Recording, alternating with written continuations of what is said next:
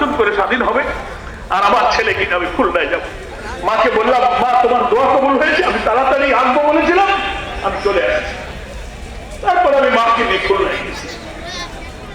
প্রিয় গাজীপুরবাসী, দেশবাসীকে এই কথাগুলো আমি কেন বলছি? শুরুতে আমি বলেছি আমরা একটা কালো যুগ পার করছি। হ্যাঁ, আমরা যদি কোনো অন্যায় করতাম, মাওলানা